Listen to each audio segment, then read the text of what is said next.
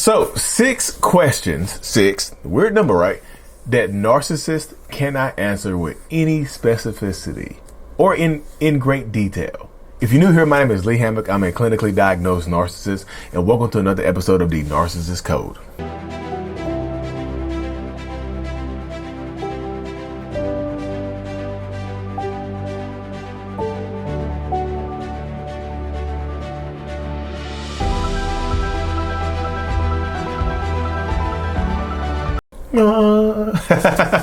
Welcome back, folks. Seriously, 6 questions that a narcissist cannot answer in great detail. They give you vague answers or answers that really tell you how they feel. The egotistical nature of a lot of narcissistic people kicks into play. So, question number 1 is going to be, what would you do if your son or daughter or a family member was in this situation? Like, I tell this to people all the time right here. Like, narcissistic people struggle to put themselves in the shoes of other people. Like, and they can't imagine a scenario where their son or daughter will be in a situation that you are trying to put them in. Like, it just can't. They won't answer that question with any specificity. They'll tell you things like, well, what did my son or daughter do to get in this situation? What did they do wrong? Like, how did they get there? Or they'll say something like, well, my son or daughter wouldn't be stupid enough to get themselves in that situation because I'm their father and I would guide them along the right direction. Or they will come at you and ask you why you are speaking in hypotheticals. Speak in the moment right now. Very rarely will they give you an authentic answer and an authentic, vulnerable answer to that question. They can't. It's damn near like they can't do it. Like, really, like, they truly cannot do it. Like, they don't know how to put themselves in the shoes of other people. So they cannot put their own children or their own family members in the shoes of other people either, if that makes any sense. That happens quite a bit in these toxic relationship dynamics. Like, that's one of the telltale signs. They won't be able to do it. Like, this is the question you can ask them. This is a question you can ask them. Or, what would you do if your sister what would you do if your sister was in this situation? Or your brother, or your mom, or your dad? Boom. You'll get some type of vague answer of like a lot of times the narcissistic person's superiority complex will kick in, and they'll just put their family members or their people above you in this situation, because a lot of times when you're asking that question, it's pertaining to something that they are doing to you, right? Or something that they're doing to a family member close to yours. So that happens quite a bit. So that's one question that they cannot answer with very much specificity at all, or in great detail, or they'll refuse to answer it. Like I said, they're just like, why are you speaking in hypotheticals? They might refuse to answer that question because they know it's like you got them dead to rights, so they don't want to answer it because it'll take them to a different place. Let's just say it like that. Question number 2, why can't you just tell the truth? That's a deep one right there, isn't it? That's a deep question right there. I know y'all just like, damn, but that's right there, Lee. Why can't they just tell the truth? Why can't they just be real? Because, like, if you ask them that question, why can't you just tell the truth? They will give you some type of vague, weird answer. They'll gaslight you. They'll manipulate you. They'll say something outright. You don't deserve the truth. You know, you can't handle. They'll hit you with a Jack Nicholson. You can't handle the truth. Did you order the code red? Did you order the code red? You damn man right, I did. That was a powerful scene though, wasn't it? But that happens. They can't answer that question with very much specificity. They'll keep that vague. Why can't you just tell the truth? I know the truth. Or they'll just outright lie to you and just say, that is the truth. I'm telling you the truth. You can have proof. You can have a video recording. You can have a signed affidavit by them admitting to being wrong, and they still would deny it. The truth doesn't serve them, y'all. If the truth doesn't serve me, I'm not going to tell the truth. So very rarely would they be able to answer that question right there with the truth. Why can't you just tell the truth? They won't be able to give it to you. They won't be able to ask that. They won't be able to give it to you with any type of fire or any type of specificity. So be prepared for that to happen all the time, y'all. That happens all the time in these relationship spaces. Question number 3. What is your greatest weakness or vulnerability? Y'all see that face? Because they, when you ask a narcissistic person this question, which is like, it's kind of like at a job interview. You might remember the job interviews back in the day. I don't know if they still do that nowadays. But when they ask you, tell me one time where you failed. Tell me your greatest weakness. Typically, they'll try to make it seem like their strength is a weakness. Like their greatest weakness is somehow a strength. My greatest weakness is that I care too much. My greatest weakness? I don't have any weaknesses. My greatest weakness? I'm too empathetic. I'm too kind. It's something like, y'all, very rarely will they just say my greatest weakness is that I haven't dealt with my childhood trauma and I'm triggered very easily by criticism. Very rarely are you going to hear that. You might not ever hear that. Listen, you might not ever hear that. Very rarely will you hear that. We hear them be real with that right there. Because why would they? Why would they? They want the narcissistic people care about their image so much that they're very rarely going to make their image look bad by telling you a weakness. Because you know another reason why they won't give you a direct answer?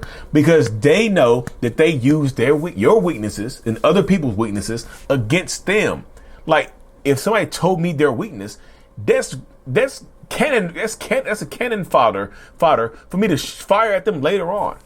Man, you told me your weakness. I'm going to use it against you. Why you told it to me? You offered it up. I'm going to use it against you. So if I know I use other people's weaknesses against them, of course I'm going to use your weaknesses against. Like I'm expecting you to use my weaknesses against me. So they're not going to tell you their greatest weakness, or they're going to make it seem like their greatest weakness is somehow a positive or a strength. You know, very rarely are they going to be able to answer that question right there. Question number 4. 1, 2, 3, 4. How does that make you feel? I saw this on Quora.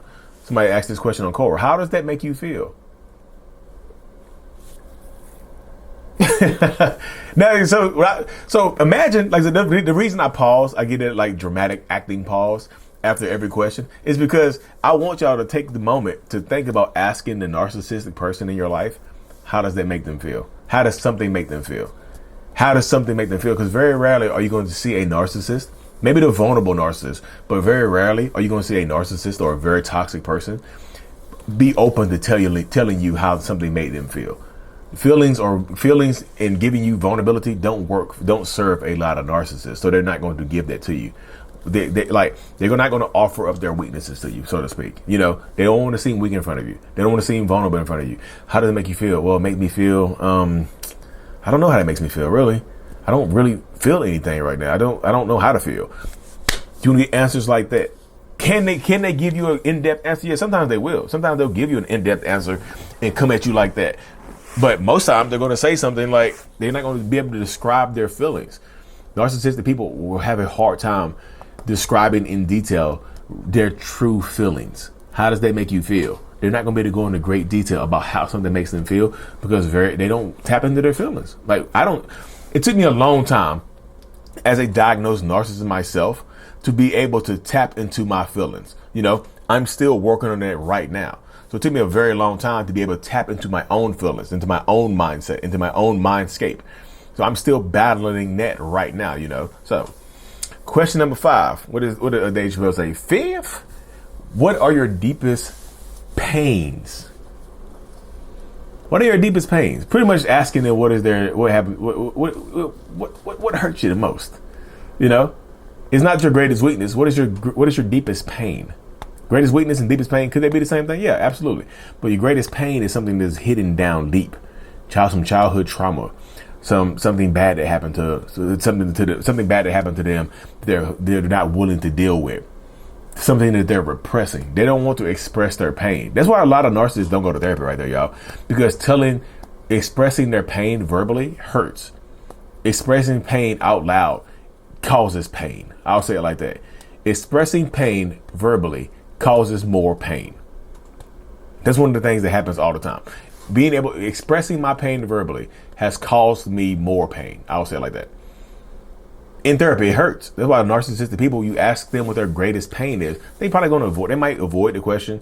They might not be. I don't really have any. I can't think of a time where greatest pain. Maybe I broke my leg. They'll give you a physical pain. You know, they'll give you some type of physical effect, some type of physical pain, not any type of emotional. You can ask them what their greatest emotional pain is. What's your deepest emotional pain? They're going to give you something physical. Oh, man, I broke my arm. I fell off the monkey bars when I was in 4th grade. I was trying to do a backflip, and I slipped and fell, broke my arm. And I remember that hurt like hell. I had a toothache very recently, and I've never experienced pain like that. It's like, you cannot get rid of tooth pain. That's probably the greatest pain is that, probably had to get a wisdom tooth out, something like that. Very rarely are they going to be able to give you a deep emotional pain, because that takes tapping into a different space, right? Deep emotional pain. They don't want to share their trauma with you, because why? They think you will use it against them, because they would use your deepest emotional pain against you. That's why. And last but not least, y'all, I did a live on this very recently, but another question. This is a bonus question, number 6. What do you love about me? Ask the narcissistic person in your life, what do they love about you? What do they love about you? Ask them, what do you love about you? And typically, when they're in a response to this question, they're going to give you things that serve them. They're going to give you things that they love about you that affect them. I love your smile. I love the way I love your existence. Your existence is blessed. I just love you. You complete me. They're going to say something like, I love the way you're there for me. I love the way you cook for me. I love the way you pay the bills. I love the way you take care of me. I love the way you make me smile. I love the way you do this for me. I love the way you benefit me. I love the way you do. They're going to say something about how it benefits them. The love for you, what a narcissist loves about you, is typically going to be in some type of benefit to them. Anyways, y'all, if y'all got some more questions that a narcissist can't answer, you want to see a part 2, drop some questions down below. I'll make a part 2. If like I said, anything else, like and subscribe if you haven't. Mental Healness is out. Peace.